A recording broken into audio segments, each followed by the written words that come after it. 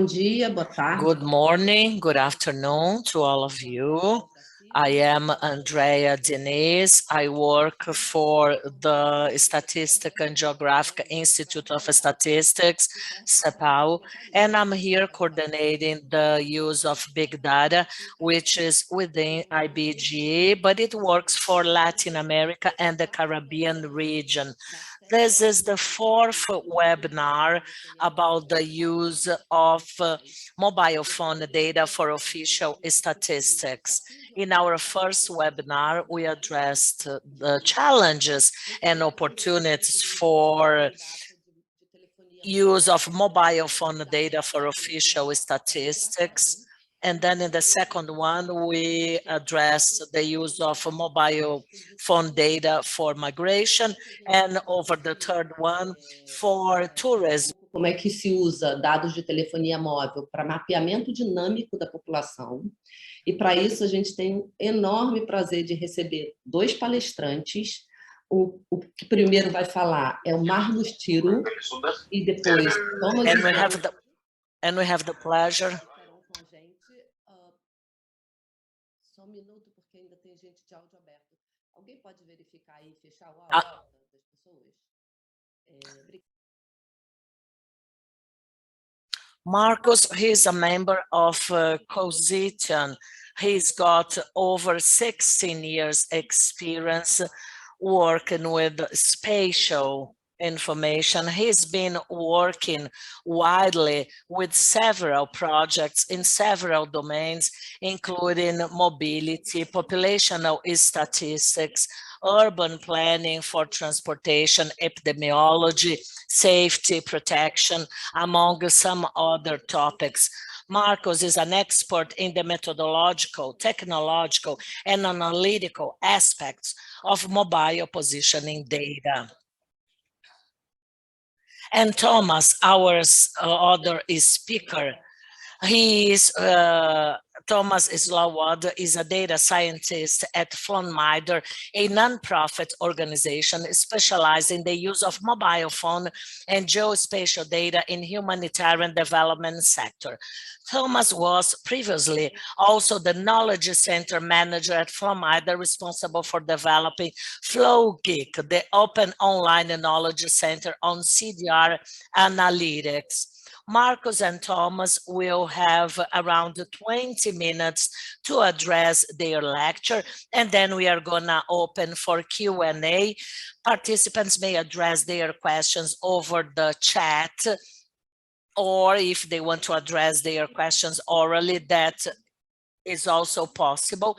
And I'd like to close by acknowledging CETIC.br, NIC.br, and ECLAC RTC to put together this webinar, not only this, but several other webinars, and we are really thankful for our partnership.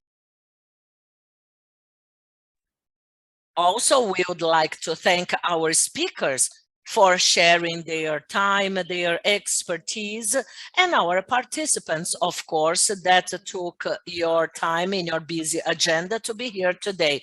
Now I'd like to hand over to Marcos. You have the floor, you may start. Thank you. Thank you, Andrea, for the nice introduction. Thank you, Maria, for asking me to participate in this webinar. Do you have my screen? Yes, you see my screen. So today I'm going to discuss use of mobile positioning data in population statistics. So we do have experience, as you mentioned, more than 16 years in working with data. So I'll try to summarize it in quick, very general 20 minutes of this discussion. Let's hope I can make it within time. So just to give a quick introduction, what is mobile positioning data? So this is considered to be many things, but mostly it's a location of mobile device in time based on various sources for location information. This information can be collected by the mobile device itself. For example, if you're using an apps on your smartphone, like Facebook or Twitter, but this information is also collected by mobile network operators. And I work in Positium, the company that is actually focused on analyzing and creating a software for processing data from mobile network operators for the purpose of official statistics. Data itself, just a quick overview. If you have a mobile device, usually it is connected to a specific network antenna. While it's connected to antenna, it's leaving behind different logs about the events. It might be a call, it might be an incoming call, outgoing call, SMS messages, internet connectivity, internet sessions, but also location change of the antenna if you connect to other antenna, or if you occasionally ping. There are some pings from the network to the mobile devices. This means that this information is stored as a unique ID of the device owner, the antenna ID of the antenna, the time of the event that occurred, for example, the calling or the internet update, and also X and Y coordinates. These can be linked through the cell ID, which is the antenna database describing where each of the cell's IDs is located with coordinates. So this is a very basic description of the data. There is additional data, but I'm not going to dig in today on that. Now, based on this kind of data, mobile network operators, MNO, they do have big data warehouse where they store such data. And usually it's in the form of, as I described, subscriber ID, antenna ID, event, and coordinates you can get from the antenna ID. As a small picture, this is a part of Estonia, and this is a snapshot of all mobile devices within a country. What you're seeing here is roughly 300 times 200 kilometers of our country. Now, looking at the subscriber ID, this should be unique, or at least within the mobile network operators, this ID can be traced for a specific unique device. We are not interested in who the person is usually. For statistical purposes, this is not always important. So it might be hashed or pseudonymized ID, but you can, over a period of time, you can see the time series of a specific person. If you combine these series into, let's say, animation, so for example, here you can see a picture of mobile devices moving around in our country capital, in Tallinn. And this is the concept of what the mobile positioning data is. Usually, the type of data that mobile network operators collect can be divided in three types. Domestic data. This is local people. So, for example, in Brazil, people who have local mobile phone and they move around within Brazil, this is considered the domestic data. Once, for example, if I travel to Brazil, if I bring my Estonian mobile phone with, you can, the data that I'm using the mobile phone there, this is treated as inbound roaming data. A similar way around for, let's say, Brazilians who come to Estonia, the data that is stored by your own home mobile network operator is called outbound roaming data. So that's your mobile operator can actually knows that you are traveling in Estonia or Latvia or any other countries. And this is very corresponding to the forms of tourism. So international, national, and internal, and domestic outbounds and inbounds.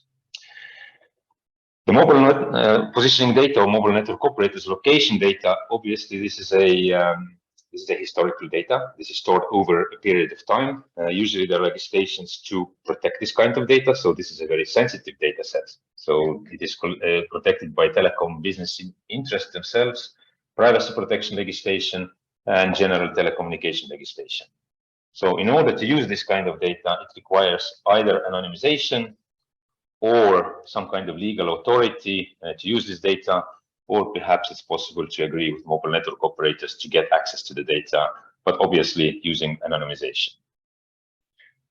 The applications where mobile positioning data can be used and have been used, not just by our company, but obviously for example, for Flowminder, starting from official statistics, transportation planning, public transportation planning, so on, crisis and disaster management, epidemiology, COVID in the last couple of years has been, mobile positioning data has been used for COVID use cases a lot, tourism, and so on and so on.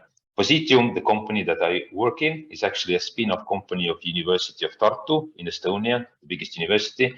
And we started with a lot of academic research on the different various aspects of how to measure the society using mobile positioning data. But this is obviously not just, these are not just applications that can be, where mobile positioning data can be implemented. In general, those applications can be allocated in 3 domains, at least what we allocate them. One is the mobility, so movement of people. One is tourism, and one is population. And today, I'll try to focus more on the population statistics. In general, the mobile positioning data for population statistics can be divided in, let's say, 4 general categories, in my opinion, and those are based on, let's say, the time, periodicity, let's put it this way. Can be a temporary population, so de facto population is specific location at specific time, how many people are present at specific location, who are they. Short-term population means that it's more to do with the dwelling. So, for example, if I spend 1 or 2 months in my summer house, this is I live in my summer house, for example. This is the change of short-term change of my home, for example. Long-term population, this is more to do with, let's say, official definition of place of residence. Long-term anchor points, place of usual residence, where do people actually live for a longer period of time. And the most, let's say, biggest in time sense is migration. So the change of your home, change of your place of usual residence once you move to another place within the country, or perhaps you migrate to other country. Now, before I can dig into the specific examples on each of those cases, I'm going to turn your attention to the concept of anchor point, because this has been mentioned here and it will be mentioned several times. And anchor points, how we describe anchor point is that everybody has, or let's put it this way, most of the people have their home. Most of the people go to work or to school. Most of the people go to different other locations like shopping centers or kindergarten, get their kids, and they are regularly visited locations. And sometimes if a person lives alone, maybe he has a girlfriend and he spends, or parents' place, so he might spend a few nights during the week or during the month in other places. The movement, obviously, regular movement, from home, you go to work, then you go to shopping center, buy some groceries and go back home. Then you do another circles, maybe go to work again, afterwards go to your girlfriend's place, go home, go shopping, and so on. And occasionally you go to the airport and you fly to a nice country to get a vacation, move around there, come back, go back home. All of these movements can be described by location from the mobile network data. So basically you can understand the patterns of persons being present.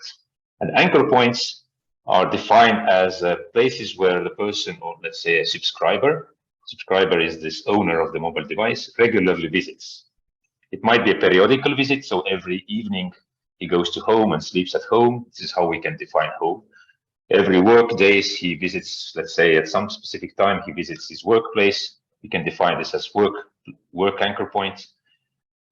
Secondary home, perhaps he spends a couple of days, couple of nights per week, some other places, but we can define that this is a place where he sleeps, but not as much as he sleeps at home. So maybe that's a secondary home. So these are anchor points. If we get the mobile positioning data in time perspective, so these are different location events over a period of time. I have not indicated the different locations, but these are, let's say, these points are in all different places. And we can then define that this and this place are the same location.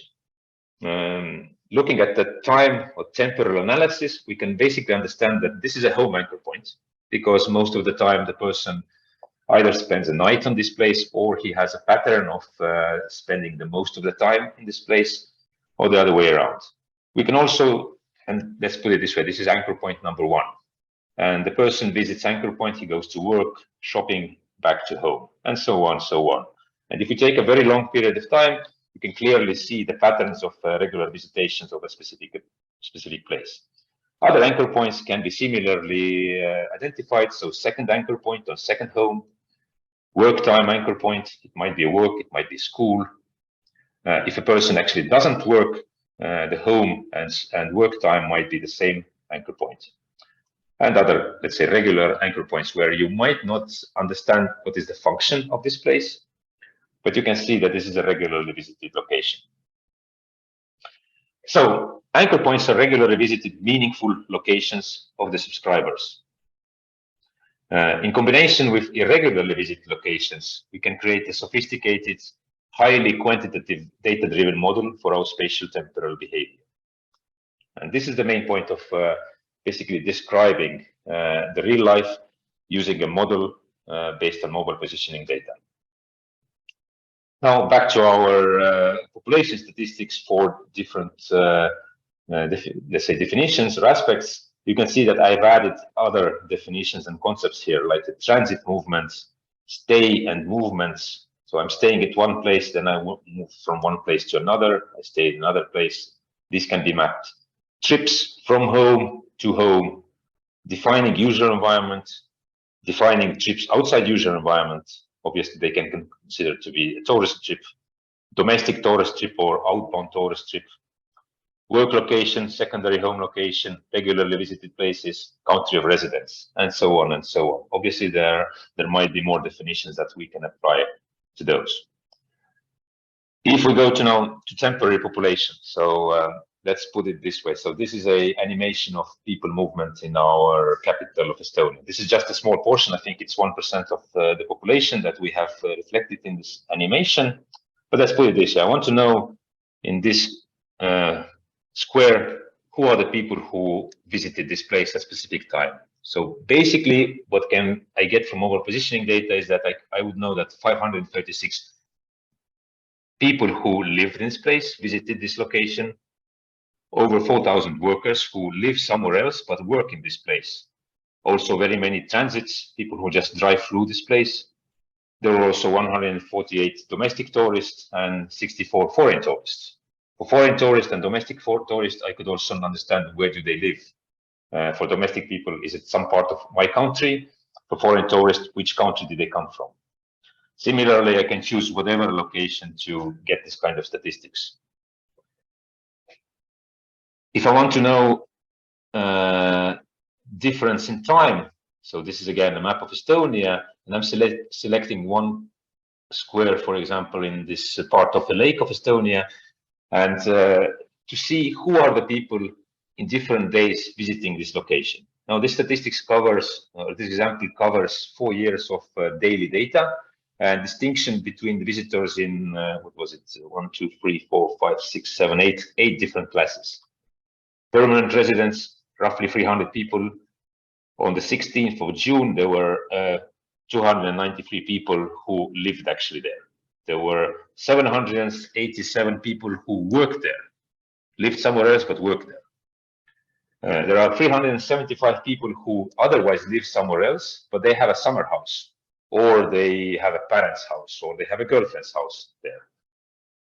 Also, there are other 157 regular visitors who have a regular anchor point there, and so on, and so on, and so on. I described you the possibilities of this classification.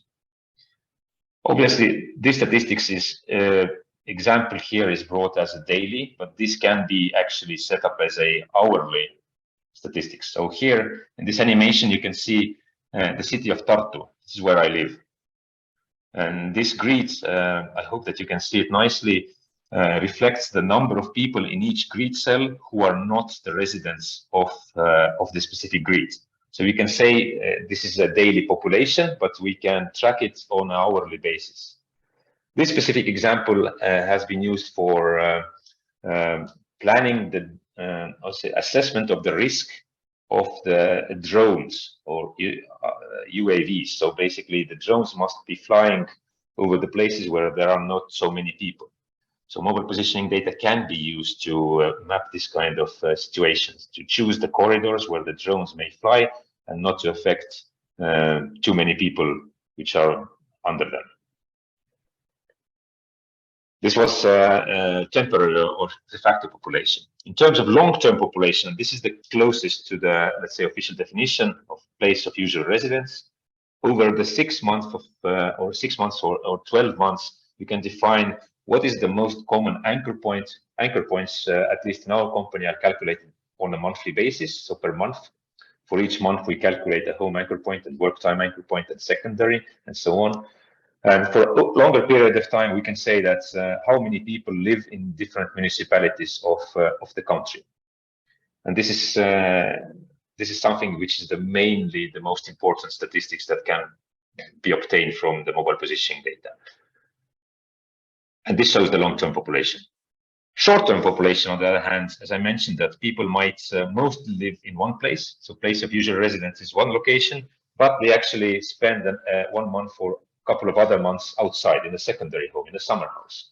So short-term population can reflect the number of people in specific months. So here on the map, you can see 3 different locations. Here is our capital, Tallinn, and you can see that over a period of 1 year, the fluctuation of the number of short-term anchor points reflects that in summertime, so Estonian summer, June, July, August, a lot of people actually go away from the capital and they spend their time somewhere else.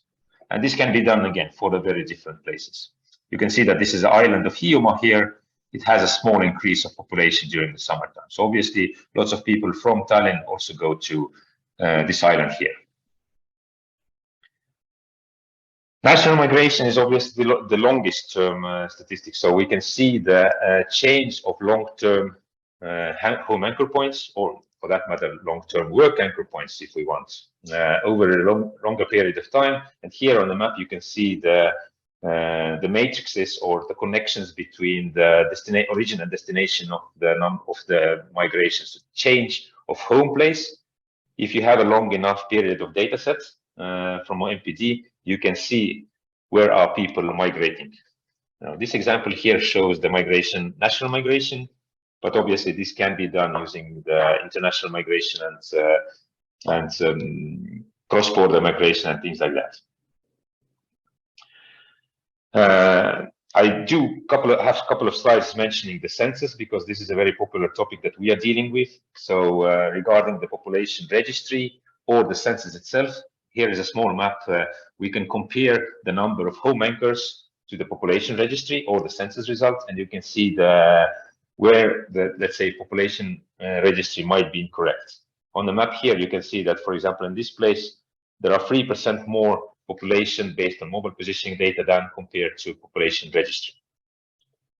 Similarly, we have conducted one case study with 300 volunteers, just to test the accuracy of mobile positioning data and to be able to test if in census, in registry-based census, mobile positioning data could be used to assist validation of the home.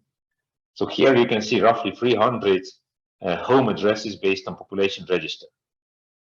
So 300 volunteers who were willing to give their address and agreed to be tracked for 6 months of time, so that we can calculate the long-term home anchor for them. And you can see the difference here. The next slide is showing the home or home work time anchor points based on mobile positioning data. And you can see some similarities. I'm going to shift between these 2 slides, so maybe you can see small resemblance or difference. There are some locations which are exactly the same. So mobile positioning data actually confirms that the address from the population registry is actually the same. But there are also cases where, according to mobile positioning data, the person does not live in a specific location. And this is something that can be used with mobile positioning data, but however, this one actually requires not anonymity, but being able to link a mobile device with population register or national ID. And this is obviously problematic in many cases. In the end, last slide I'm going to finish is that during the COVID times, mobile positioning data was actually used a lot to monitor, for example, the restrictions, the mobility index of people in different regions of the country. Did the restrictions actually work, and where did they not work? Here, the slide can show that in domestic data, the numbers of domestic tourists decreased heavily after the restriction periods.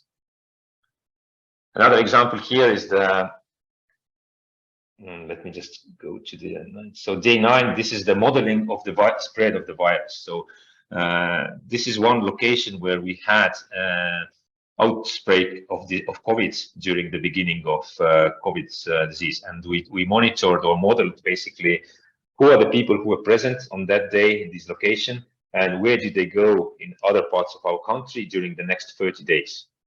So basically, this is modeling. This does not mean that these people are infected, but this could help epidemiologists to track the potential spread of the disease over a region. Thank you for listening. I hereby conclude my session, and I will be waiting for the questions, I guess, after Thomas's presentation. Thank you very much.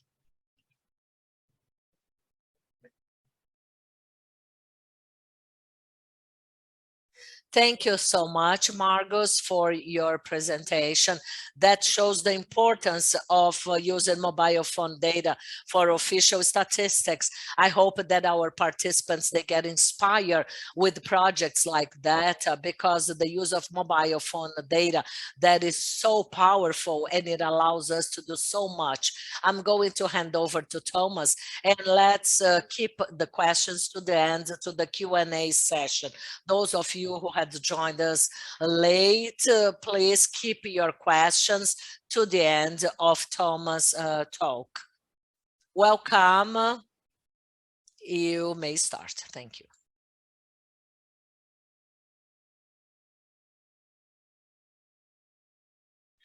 Thanks so much. It's a pleasure to be here today. It's wonderful to be able to talk to you all about the work that Flowminder are doing with mobile phone usage data. I'm going to start by introducing quickly who Flowminder are and the type of work we do, and I'm going to very quickly then cover the nature of the data that we work with. Though, Margus, thank you very much for already introducing that, and I won't spend too much time on it before talking a bit about the applications that we've been using for mobile phone data. So very quickly on who we are as an organization.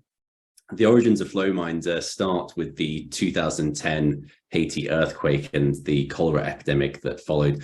And since then, we've grown as an organization to having a little over 30 members of staff at the moment, working in a number of different countries as a non-profit organization. With the overall mission to enable decision makers to access the data they need to transform the lives of vulnerable people at scale. In order to do this, we work with a broad range of different types of stakeholders, including mobile network operators, governments, non-governmental organizations, and our funders and supporters. And we're also one of the co-founders of the Grid3 project, which I won't be talking about today, but happy to answer any questions on that later as well.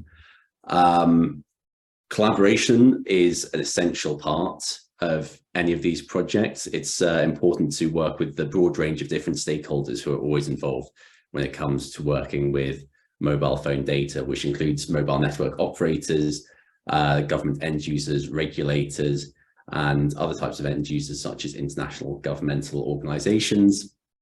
At Flowminder, we think that our partnership with Ghana Statistical Services and Vodafone Ghana is a really strong example of what these partnerships can look like.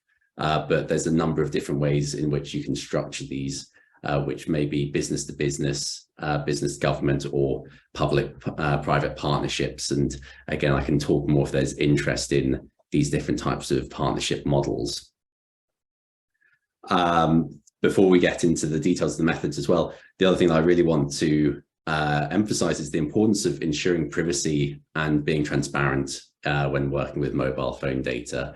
At Flowminder, we have a number of key principles whenever we work with mobile phone data, which includes GDPR compliance throughout our process and transparency and peer review in all our work, including detailed and open method descriptions, open algorithms, open software such as Flowkit, which is a piece of software we developed for the analysis and aggregation of mobile phone data, and also publishing our work in peer-reviewed academic journals.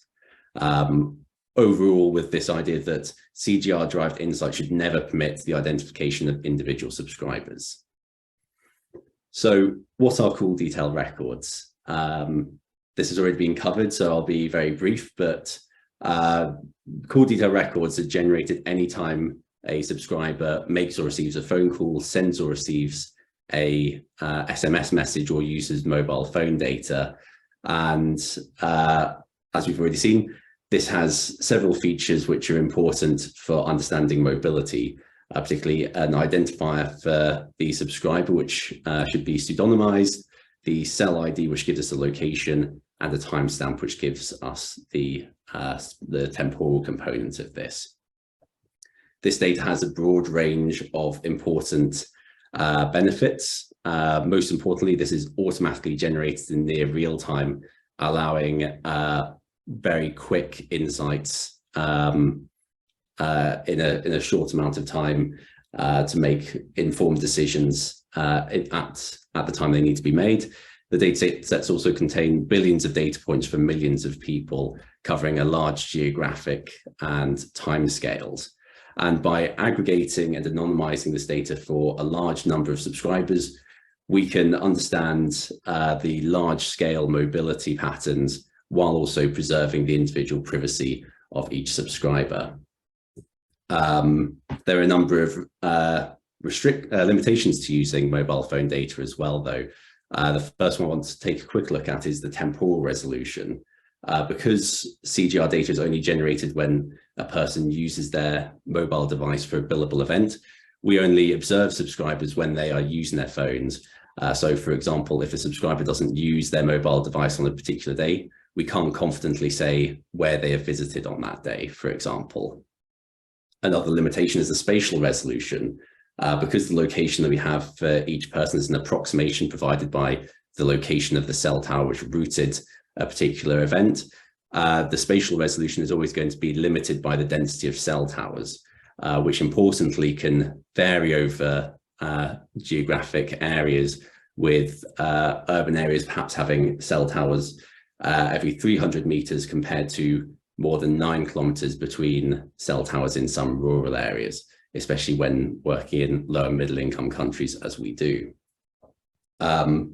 Lastly, one I want to spend a bit more time on, though, is issues with the representativeness of mobile phone data as well and CGR data.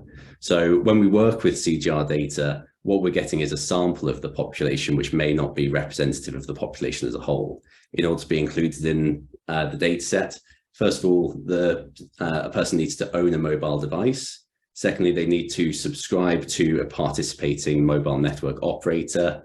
And lastly, they need to be active enough with their mobile device for them to be observed on a regular basis, which means that we may end up with a relatively small sample of the population being included in our data set. And because each of these different components, which each of these filters, such as owning a mobile device or subscribing to a particular MNO or using your mobile device regularly, could be affected by factors such as age, gender, or socioeconomic status. It's important to take into account questions of representativeness when working with this.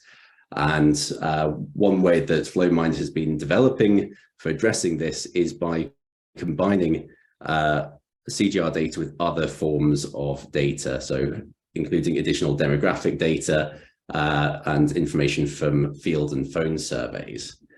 So this has now been implemented to produce bias-adjusted and population-scaled estimates for relocations and residents, first in the Democratic Republic of Congo, but we're working on this, implementing this in several other countries as well.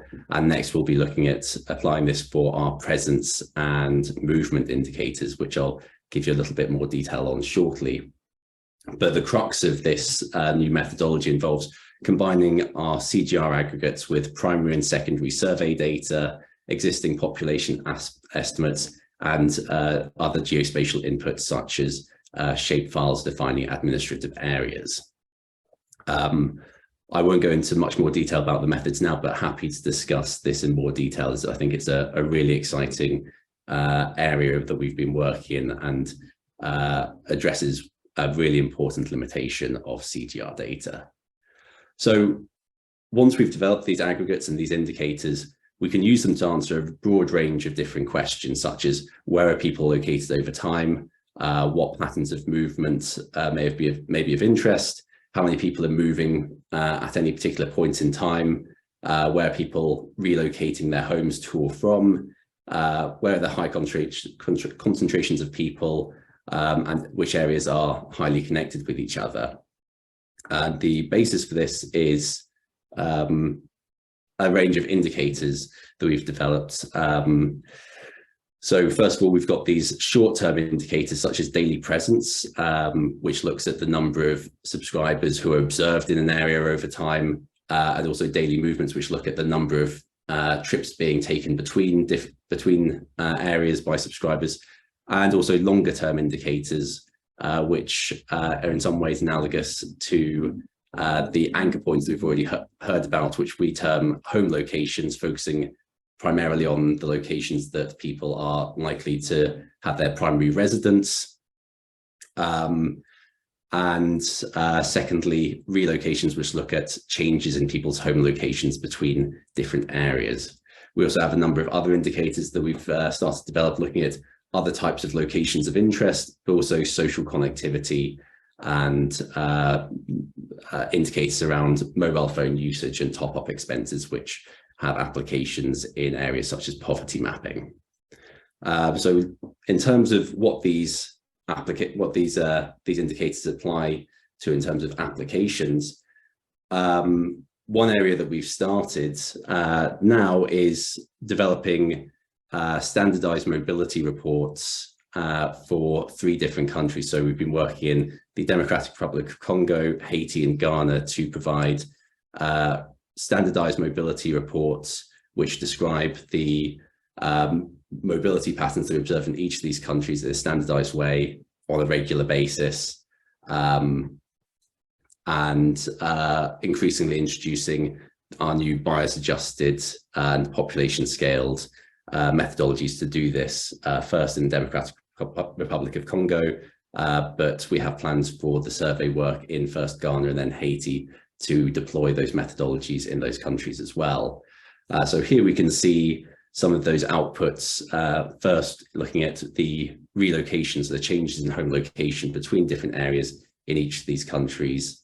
And secondly, we can also look at how this then can be used to understand the monthly change in population in each administrative area, here presented in terms of whether or not we're seeing an increase or decrease in the population of an area, and whether or not these changes are a constant change, or whether these areas undergo large fluctuations in the population in each of these areas.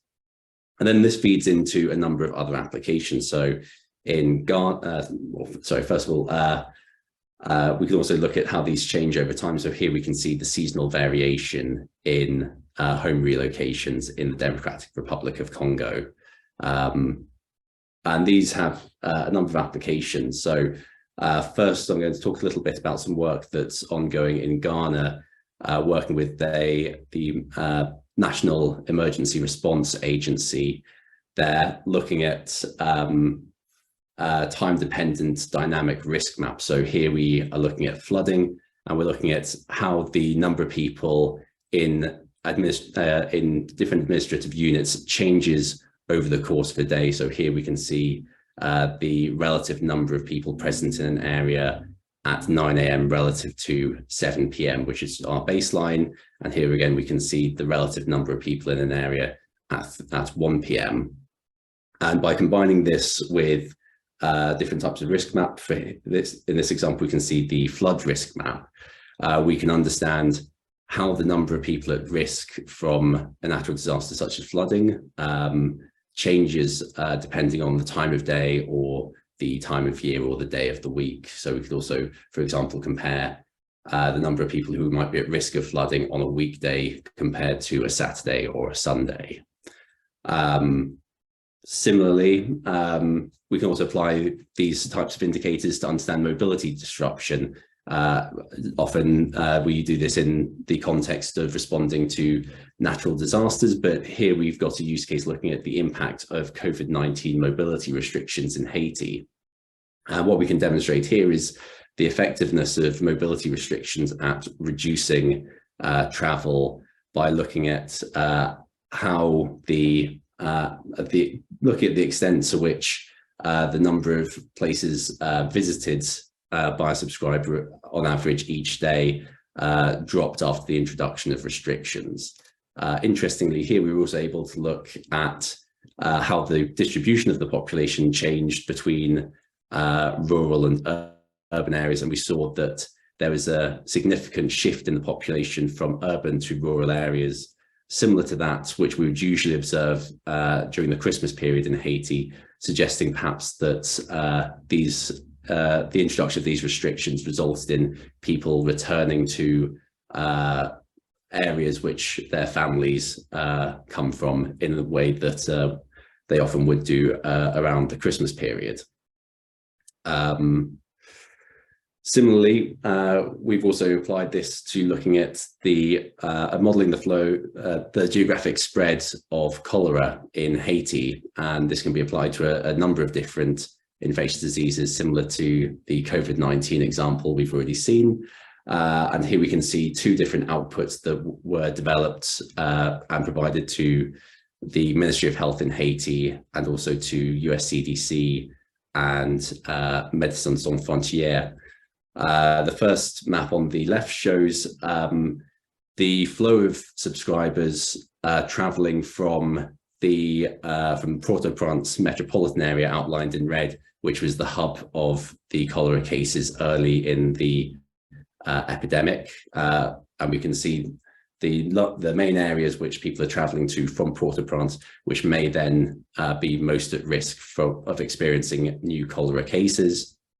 And on the right, we can see this displayed as an indicator that we've developed, referred to as infectious pressure, which is a measure of the risk of cholera cases or a case of an infectious disease being introduced to an area from an area which already has cases. And this is a product of the number of people leaving an area and traveling to each other area and the number of cases at their origin. I'm very happy to take any questions, and I'm really looking forward to having some more discussions with all of you about how you see these tools being used and the opportunities that you'd be interested in exploring. Thank you very much.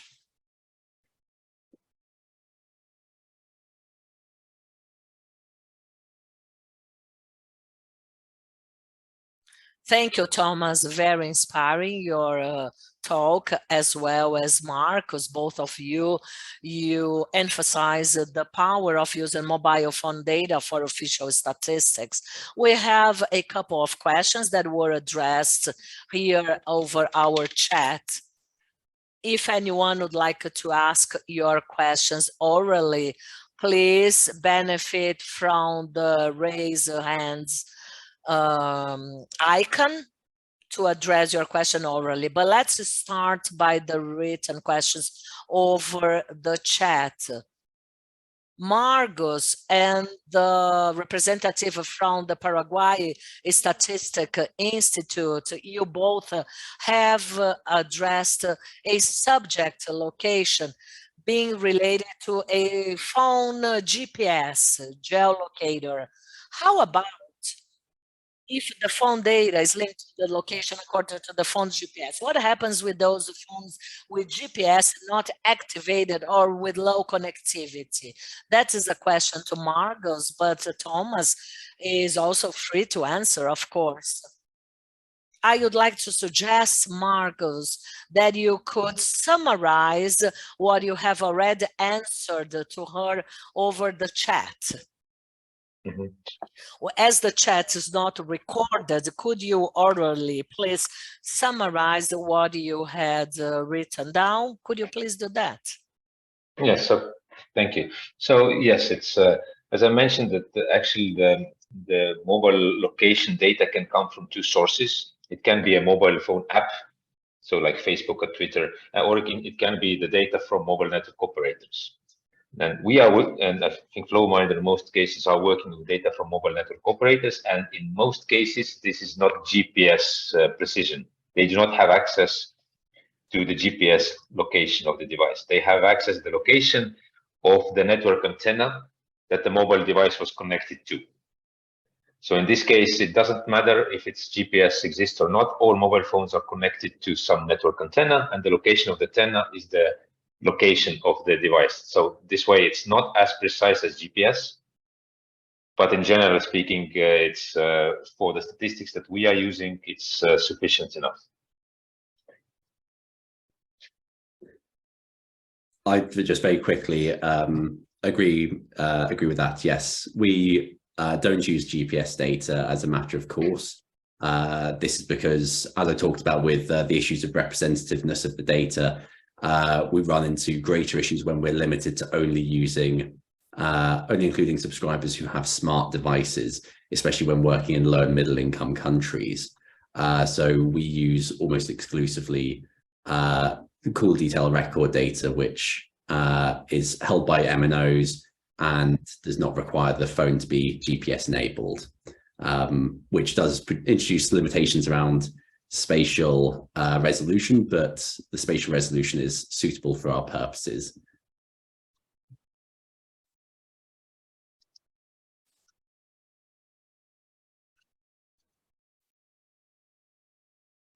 Thanks to both of you for your answer. We have another question here. Escalante asks about those areas where the signal is lost. It's still along the same lines that you had mentioned, but I'm quite inspired to add to his question.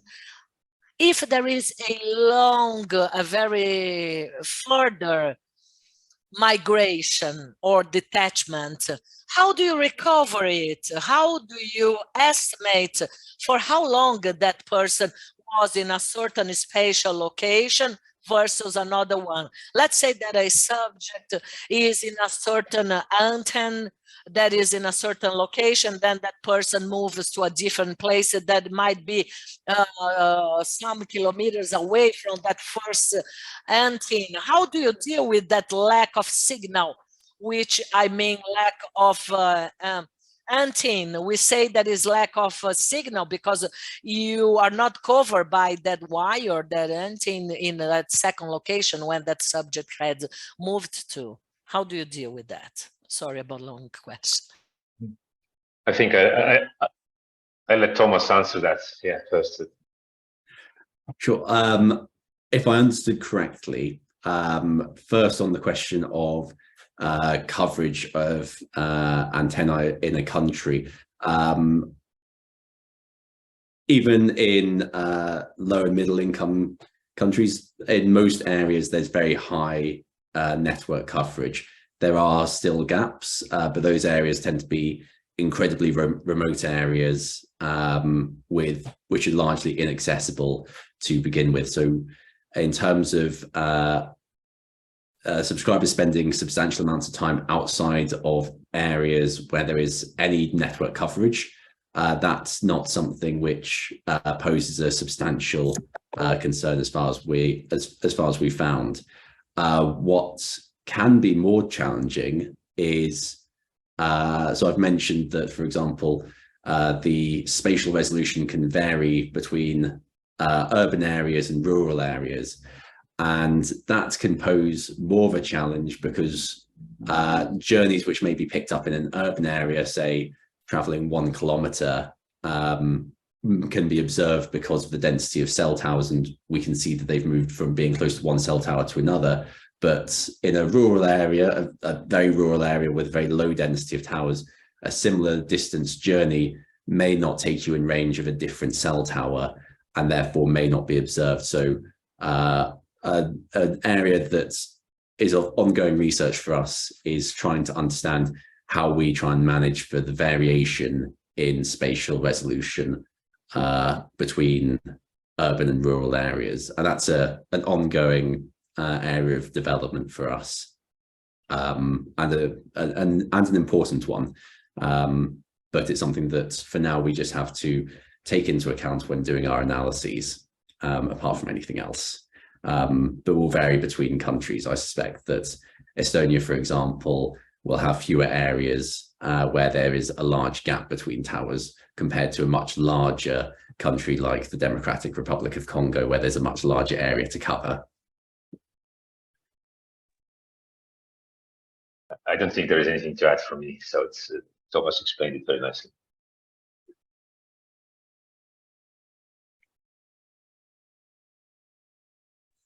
Thank you, Thomas.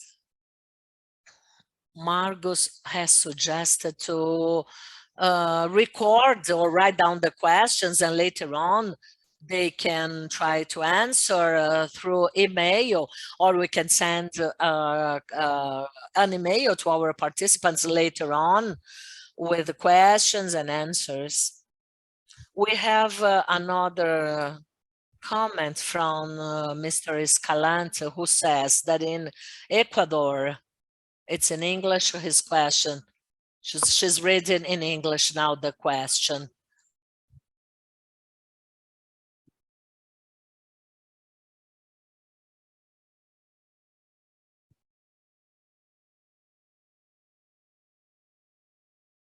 That's not a question, rather a comment. And he says that in Ecuador, it's required to collect data over rural areas. I don't see any further questions over the chat, but I have myself a question. So I would like to ask my 2 questions before we close. And if there are any other questions, please do so. My first question is to Margus. Are there any pre-established or well-defined criteria to define a worker at the site, a tourist at the site? I know that you had applied a criteria for your calculation, but your criteria, your methodology used to classify those subjects like worker, tourist, is that well defined, or is there any variation in the literature in such an approach? If Thomas would like to make any comment about that, that's fine as well. And now a question to Thomas. If you could elaborate a little bit about a bias reduction model. I know that's not a very simple model to be explained in few minutes, but if you have any overview about that bias, I know that you apply alternative source for reducing bias in mobile phone data. If you have anything short to say that you think it suits this topic. Thank you. So Margus and then Thomas, thank you. Yes, so in my opinion, with mobile positioning data, it's still, although it's an old topic and we have been working on this topic for more than 16 years, it is still quite a new topic and not very well standardized. So there is a lot of research and scientific research and different methodologies that can be applied, for example, for identifying this home location. We are using anchor point model, which is developed by our university, for example. Flowminder has a bit different approach on how to define that.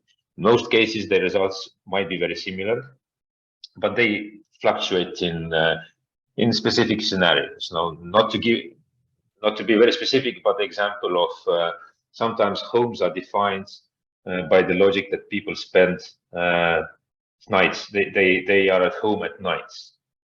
However, what happens to the doctors who have 24-hour shifts and so on? So there are methodologies, and for example, our methodology also tries to take into account different approaches, different outliers of the society. For the work time approach, most people do work at one location, but there are taxi drivers, there are delivery guys, there are policemen and things like that. How do you define what is their location of work? So in many cases, methodology might address this kind of issues, but there are very simple methodologies and there are complex methodologies.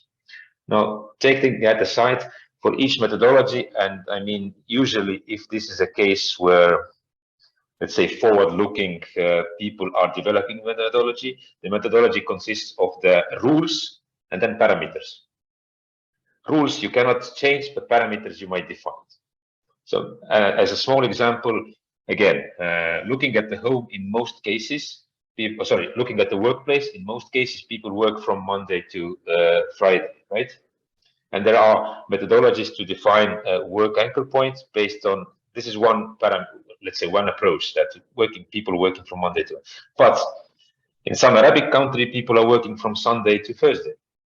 So this is a parameter that needs to be changed.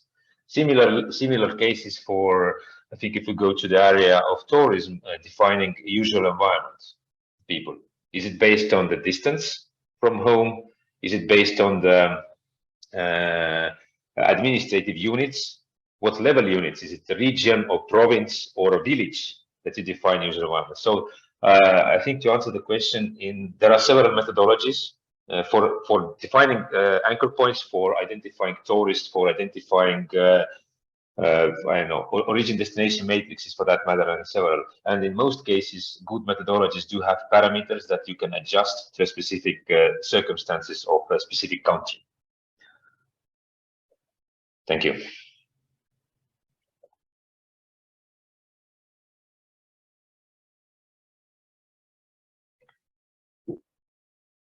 Thank you, Margus. Would you like Thomas to add anything or to answer that question?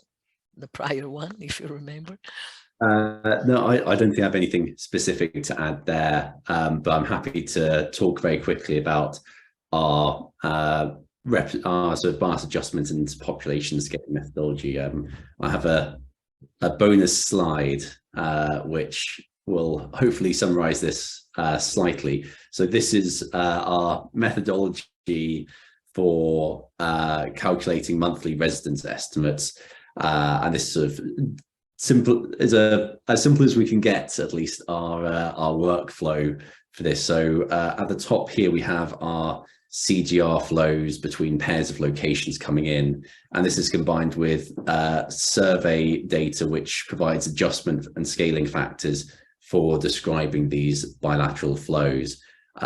This is something which is an ongoing area of development, and one of the limitations is that in order to capture, say, the number of people traveling between each of the 272 districts of Ghana would require a very large survey. So we have to instead take the regions as a whole and look at flows between regions, and then make assumptions about how that scales down to the districts within regions.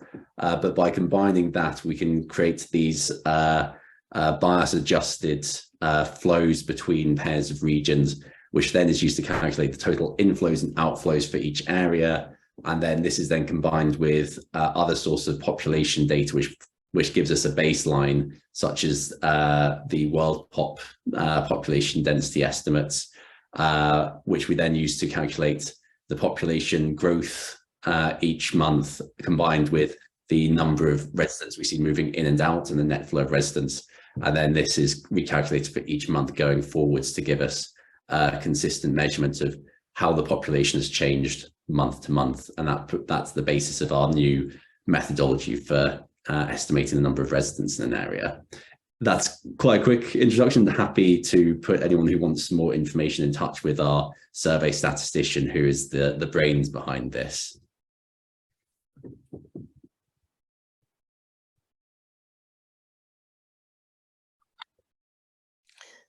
Thank you very much, Thomas. We have some additional questions. Some have already been answered over the chat, but as our time is up, I'd like to ask Thomas and Margus to answer one last question. She's asking in English. She's ready.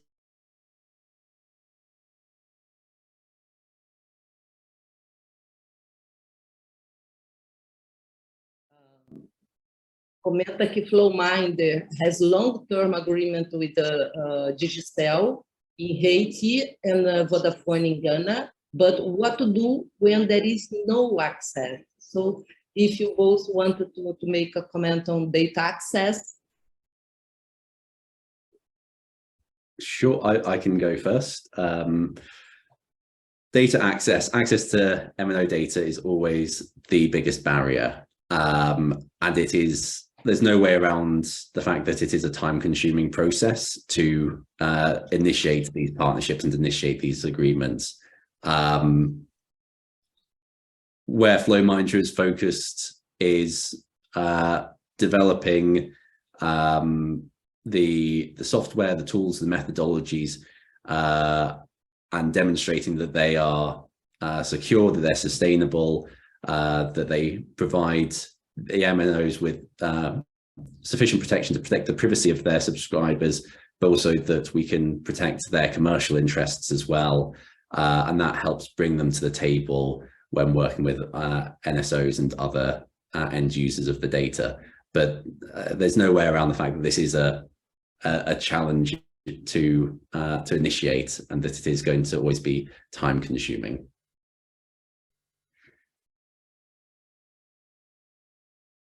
Yes, thank you, Thomas. Just I guess I'm also just quickly sharing one slide, and this is or two slides. This is usually the case where, let's say, there is a country, usually 2 or 3 mobile network operators, and there are different players who are interested in getting access to the data. So it might be academia, it might be central bank, it might be statistical office, Ministry of Tourism, Ministry of Transportation, and so on and so on. So as Thomas explained, this is the most complex and time-consuming process, is to get access to the data itself. So it's privately protected data, the legislation on that. However, moving to the reality, I think there is a time for, we usually call it national MPD framework. Statistical offices have the statistical legislation, Statistics Act. The data itself is becoming more and more strategically important for the government. I'm not talking about personalized data of the human beings. This is there are other approaches how to get this kind of data. But for statistical purposes, for research purposes, for academia, this is becoming a most important data, and turning from each individual interested party wanting to get access to the data. In our opinion, there should be some kind of framework that defines on legislative level, on administrative level, on technical level, and any other levels, the possibility for all users. So I'm displaying the users of the potential users of the mobile positioning data and below. And there is a trusted responsible party who might be a statistical office. And this is something that we promote. The statistical offices are the central, let's say, the center of source for statistics for the government.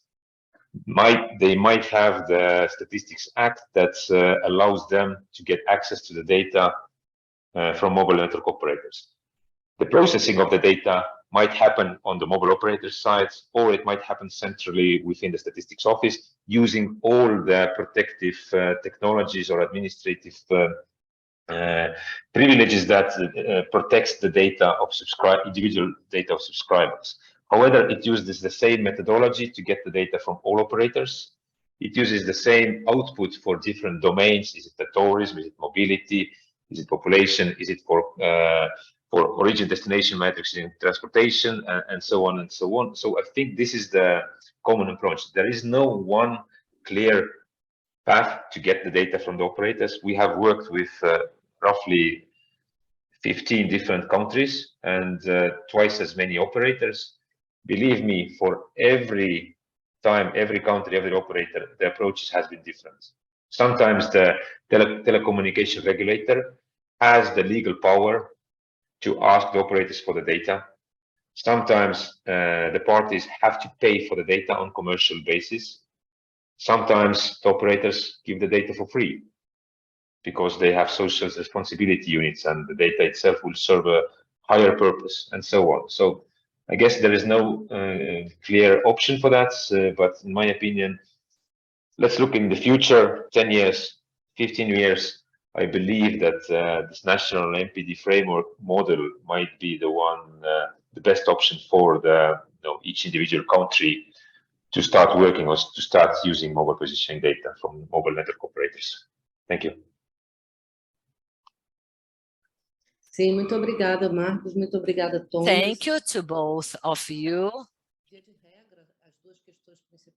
Well, the two main topics are affordability, costs. Even though MNOs, they want to offer data without charging for their product, they have data costs, how to offer that data. And in addition, we have privacy, as Marcos has mentioned. In that sense, a group of experts by the UN, a group of experts in mobile phone data for official statistics, where there is a hub, they have a privacy enhancing technology task force where they work on protection, they discuss upon methodology, and both sides, those who get the methodology and those who deal and manage that data. So let's look 10 years ahead in the horizon once we are going to get more organized in the globe,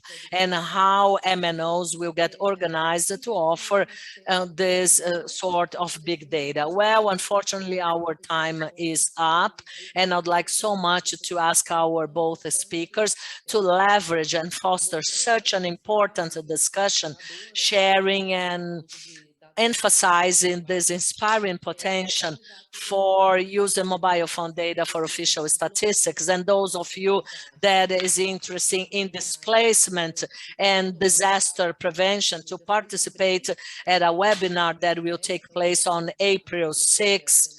How can we use a cell phone mobile network for disaster and incident preventions. Once again, let me thank all participants for your participation. And as Marcos said, let's all, as Marcos suggested, we have your email information. So we are going to share questions and answers that were addressed over the chat, especially those that we didn't have a chance to answer. Having said that, any final remarks, Maria do Carmo, Marcos and Thomas?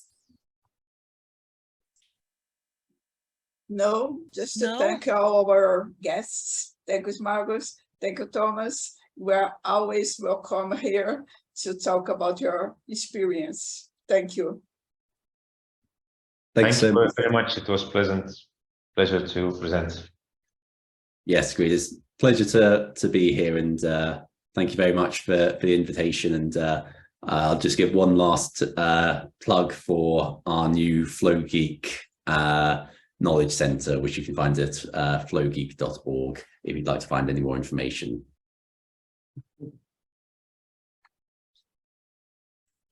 Obrigada. Ciao. Thank you. That's it for now. Have a lovely day and goodbye. This session is over.